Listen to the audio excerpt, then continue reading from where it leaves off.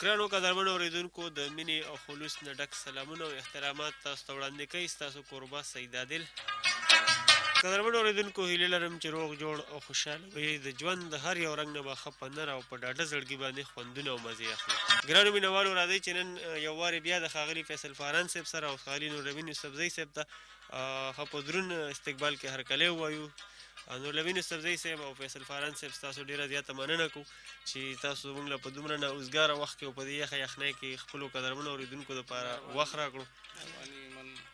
او په فولکلوري ادب باندې خبرې اترې وکړې. نن به قدرمنو اورېدونکو سره څه شریکو د دې نه علاوه دي؟ نو سید جانه داسې وه چې مونږ خپل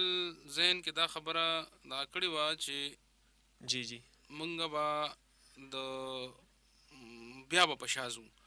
او د پښتو ادب یا د شاعرۍ چې کوم علمي او د لیک لوست ادب دی د هغې چې کوم ځای نه دا زړې ریښې چې کوم ځای نه را شروع کېږي هغه ځای ته به ځو او کوشش به کوو چې د هغه ځای نه یې مونږ را شروع کړو چې لومبی شاعر څوک و، لومبی نثر نګار د هراول دسته چې کومه د پښتو ژبې او ادب و هغه څوک ده او هغه به کوو انشاءالله. کوشش کوو چې دې پروګرام کې پې هم څه خبره وکړو خو زمونږ په دې دا فوک چې مونږ کله په دې خبره اترې کولې نو مونږ په دې بدله باندې ډېره په تفصیل سره خبره نه وه کړې لکه صرف مونږ د دې په فارمیټ خبره کړې وه چې دې چوکاټ سي او دا پښتو کې د دې پوزیشن څه دی خو په دې باندې فاران تیار دی نو په دې باندې به دی یو څو خبرې وکړي په بدله باندې چې دا بدله ځکه چې دا زمونږ دی هم زمونږ په اجرو باندې او زمونږ په زړونو باندې حکمراني کړې ده بدلې او ډېره موده یې کړې ده او د پښتو د بدلې یعنې د کیسې بابا هم زمونږ د صوابیو چا چې د ټولو نه ښې بدلې لیکلي دي په دې نو لکه په 20مه صدۍ کې او د 19مې صدۍ په اخره کې نو هغه زه ورته اکثر د یوسف خان شیربانو دا کیسې چې ده نو دې ته زه د کیسو سرداره وم نو په دې باندې به لږ په بدله باندې به دې خبره وکړي نو بیا که موږ سره وخت و نو موږ به بیا دغه خپل تحقیقي طرف ته لاړ شو. نو زه فاران ته هینډ اوور کوم. فیصل فاران صاحب بدله باندې تاسو خپلو اورېدونکو ته به څه ویل غواړئ؟ ډېره مننه عادل صاحب نورالامین صاحب. داسې ده چې لکه څنګه مشهور وي زمونږ چې بدلم چې کوم دی زمونږ د حجرې چې کوم دی چې کوم فوک دغه اوس سنت دغه اصناف و او هغې کې د دې ډېره لویه برخه وه او دې کې هم چې کوم دی خو دې کې داسې لکه کوم څیز چې په اردو کې مثنوي وایي نو هغې ته مونږ پښتانه بدله وو او کیسه یې مو ورته وو که نه یوسف خان یا داستان دغه استعمالیږي. دې کې داسې ده چې تاسو که دا وګورئ چې کله نه د چاربیتې هغه عروج یو حد ته دا چاربیته رسي لکه د 1850 پورې نو بیا د هغې نه پس چې کوم دی د دغه د بدلې دور شروع کېږي. لکه دې کې چې مونږ وګورو لکه نو هغه کسان چې چا ډېرې بدلې لیکلي دي لکه یو پکې احمد ګل یادېږي یو ملا احمد یادېږي یو نو دا کېدای شي دواړه یو کسان مو نو دا هغه خلک دي دا هغه کسان دي دې نه علاوه نور کسان هم شته پکې امان ګجراتی دی چې ګل صنوبر کیسه هغه لیکلې وه په 1901 کې لیکلې ده که نه او د ګل اندام او شهزاده بهرام کیسه هم هغه لیکلې وه نو د دغه د دې نه علاوه چې کوم دی دا د سوابۍ چې کوم دی بیاز هغه هم دغه کیسه دغه کړې ده لیکلې ده نو دې کې دا ټول چې کوم کسان مونږ ګوره دې کې تاسو به زه دا کیسې وم چې کومې د دغه لیکلي دي ټول نه زیاتې کیسې په پښتو کې ګل احمد لیکلي دي لکه نه نو هغې کې چې کوم دی شهزاده ممتاز او ملکه بېنظیره او طوطي نامه غل او قاضي کیسه ګل بکاولی دا اردو کې هم لیکلې شوې ده هلته نه فارسۍ نه راغلې ده او ورکا ګلشاه هاروت ماروت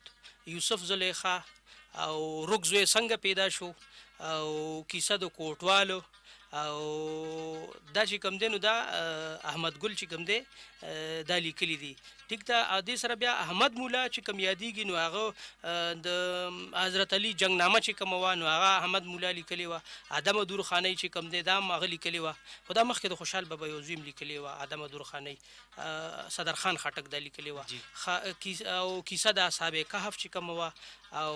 ندام چې کوم دی د احمد مولا چې کوم یادېږي بلقیس سلیمان کیسه وه داستان امیر حمزه چې کوم فارسی او په دغه کې اردو کې و هغه هم د چې کوم دی دغه کړي او بهرام ګور او حسن بانو دا کیسه چې کومه وه کیسه د جمجام باچا چې کوم یادېږي دا محمد لیکلې وه که نه او جاندار شاه کیسه چې کومه وه کیسه د چڼي او د شهزاده سندی دا کیسه محمد مولا لیکلې وه د نوح کیسه د سلیمان دا چې کوم کیسې قرآن سره تړلي دي او د یوسف علیه السلام کیسه د شاروم باچا کیسه د شهزاده بدر منیر او د شهزاده بېنظیري کیسه دا محمد لیکلې وه شهزاده بهرام او ګلندامه دا محمد لیکلې وه او شهزاده رت او شهزادي پدمن دا یو کیسه وه یو تصوف په بنیاد باندې دا احمد لیکلې ده کیسه شهزاده شیرو او ملکه سیمزر دا محمد مولا لیکلې ده احمد لیکلې ده شهزاده فلکناز او شهزادي خوشافرین دا محمد لیکلې ده کیسه ده یو بله کیسه ده د شهزاده قمرالزمان کیسه دا محمد لیکلې ده نو دا مونږ سره د احمد په نوم باندې چې کوم د 3 کسان دي یو مونږ تش د احمد نوم هغه راځي لیکلی یو ځای کې چېرته احمد مولا دی یو ځای کې ګل احمد دی نو دی پښتو کې زیاتې چې کومې کیسې لیکلي دي نو هغه دې سړي لیکلي دي او دا احمد مولا اوس دا چې دا دواړه بیل کسان دي 3 واړه که یو کسان دي خو د ټول نه زیاتې چې کومې کیسې دي نو هغه دې کس لیکلي دي ټیک ته ښه بیا دې کې چې کوم دی مونږ سره ګوره مونږ سره دغه د کیسې دا بدله چې کومه ده د دې ابتدا چې کوم دی د خوشحال نه کېږي دا ادم درخانۍ چې کومه ده دا دغه لیکلې وه صدرخان خټک د خوشحال بابا زوی شو او د خوشحال په سپارښتنه لیکلې وه چې خوشحال وي ما وي چې دا به زه لیکمه خو ما له دومره وخت میلاو نه شو دا دو لیکله یعنې خوشحال هغه وخت د نن نه څو سوه کاله مخکې دې څیزونو ته د هغه ذهن و بیا یوسف زلیخا کیسه ده د خوشحال بل زوی لیکلي عبدالقادر خټک لیکلې ده صدرخان چې کوم دی نو دا څو بدلې چې کوم دی هغه لیکلي دي د دې نه علاوه نور هم دي که نه ښه نو لکه د بدل دا روایت چې کوم دی دا مونږ سره د خوشحال د کورنۍ نه دا را شروع کېږي دا یو په دې کې زبردسته خبره ده لکه دا ویلی شو پاران صاحب چې ړومبی کیسه د خوشحال بابا نه د خوشحال بابا په خوله باندې دغه فران د صدرخان خټک وایي که نه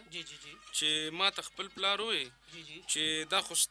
دا صدرخان چې و نو دا د هغه د یوسفزۍ میرمن نه و که نه د خوشحال بابا نو ما ته وی چې دا خو ستاسو کیسه ده نو ته یې ولې نه لیکې لکه دا یې لیکلي چې دا خو ستا دغه کیسه ده د قبیلې نو دا ته ولیکه نو هغه داسې وکړه چې هغه په شعوري طور باندې خوشحال بابا د پښتو ژبه د فارسۍ د لیول کوله سیال کوله نو هغه وی چې دې کې د دې په لمنه کې هر یو رنګ او هر یو خوند دي نو دا هغه باقاعده خپل هغه کې لیکلي دي او زمونږ په دې پښتو په دې کیسو کې داسې کیسه شته چې دا کمې بدلې چې د ووی که نه نو دا زیات تر ترجمې دي دا د الف لیلوي داستانونه چې دي که نه د عربی نو زیات تر د هغې ترجمې دي چې کومې زمونږ خپلې فوک داستانونه دي چې د بدله اصل کې دا مصنوي چې ده که نه عربی کې سن نه دوو ته وایي نو دا دوه بیتونه یي که نه لکه هم کافیه نو دی وجې نه ورته مصنوي وایي بدله چې دی نو دا زمونږ په پښتو کې چې کوم زمونږ د خپلې د پښتو بدلې دي به دې په هم خبره وکړي هغه داسې دي چې لکه یوسف خان شیربانو موسی خان ګل مکی او فتح خان رابعه کیسه د عظیم باچا هغه لږ نیم د دې ځای د نیم د هغه ځای دغه شان د رامداد خان کیسه په دې کې چې کوم دی د پیر بابا کیسه هم شته پیر بابا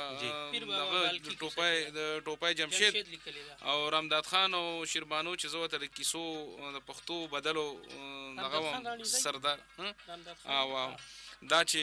د پښتو بدلو سردار او ته زوام نو دا دواړه چې دي نو دا دغه لیکلي دي څه دی علي حیدر جوشي بابا چې د کیسې بابا ورته زوام که نو دا او تاسو حیران به شئ چې لکه په دې باندې به خیر د نور خبره بیا هم وکړو او چې لکه دې کې دا کمال دی لکه چې دا دغې کې د ټپي دي نو دا غزن را روان وي او ده ته پته نه وي چې مخکې څه دي نو هغې کې یو ټپه نه ده ته به وایي چې باقاعده به محسوس چې وي غزن اس په د ړنده شه ډېر سنګ په شتاب دی د مرګ ځای له رسوي نه نو ته به وایي چې بس په غر کې را روان دی اسان غزن او اوس په ورسي ځای ته یا مرمداد د دې وارې خدای جوړ کړي داسې که نه یا دا چې مرمداد یې سور په وینو راړه نو دا زمونږ د پښتو اوریجنل چې دي نو هغه جدا دي هغه زمونږ د دا چې کوم علي حیدر جوشي دی ټوپای هغه جمشیدي خلکو زیاتې لیکلي دي او هغه زمونږ کې زمونږ خپل کلتور دی زمونږ خپل رواج زمونږ خپل ژوند جواک دی هغې باندې به خیر بیا خبره وکړو دی چې دا خبره پوره کړي که جی ډېره مهرباني د دې نه علاوه د نورلمي صاحب چې څنګه خبره وکړه دا هم دغسې ده چې زیاتر چې کوم کیسې دي نو هغه د نورو ځایونو نه راغلي خو دې کې بیا زمونږ خپلې چې دی چې څنګه موسی خان او ګلمکۍ او شیرینو او شیرین دا ټول لکه دا قبرونه مونږ ګورو د پښتنو په علاقو باندې دا شته په پښین په دغه کې د بلوچستان په دې سیمه باندې دا دوه ځایونه دي دي کې یو دوه قبرونه زه تللی یم دا ګلمکۍ او فرهاد او شیرینۍ چې دی نو دا زمونږ دغه نه دی داستان زمونږ داستان چې دی نو موسی خان ګلمکۍ دی که نه هغه څنګه چې دغه کې باقاعده په کیسه کې د هغې قبیلو ذکر هم دی په سپین ترین او تور ترین په سپین ترین سندره ده پکې او ماته د خپل لیکوال یادېږي چې په سپین ترین دغه واده چې وي که نه د دوی نو په سپین ترین کې هر سړی ګولي خندان دی دا دوه قبیلې دي ترین او دا مومن خان شیرینۍ دي دا هم زمونږ ده زمونږ جلات محبوبه او فتح خان رابعه زمونږ چې کومې دي فرق دا ظاهر دی که نه چې کومې ترجمه شوي دي نو یې کې پیریانه دیوان دي او چې کومې زمونږ خپلې کیسې دي نو یې کې پیریانه دیوان نشته هغه زمونږ د خپلې خاورې رومانټیک داستانونه دي او زمونږ د خاورې رزم پکې هم شته او بزم پکې هم شته او دلته د هغې آثار هم ښیي دی لکه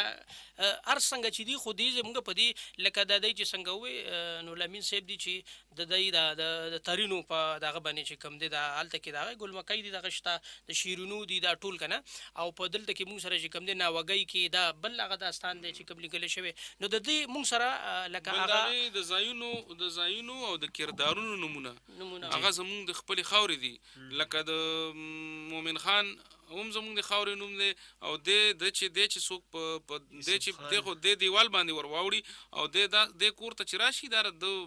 په نوم ناسته وي د تره لوري خو دی وایي چې اورېږه زه دا ګورم چې دا زما په نوم واقعي ناسته ده او که نه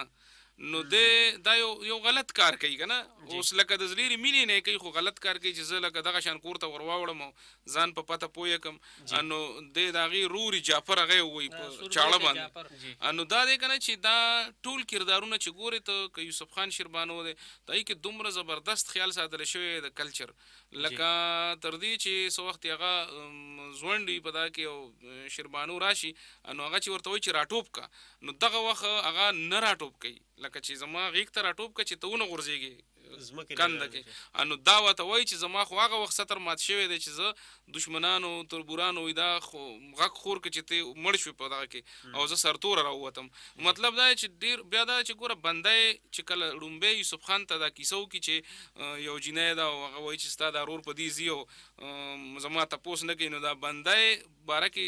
لیکي وایي چې په وهلو یې بندی زرې زرې کړه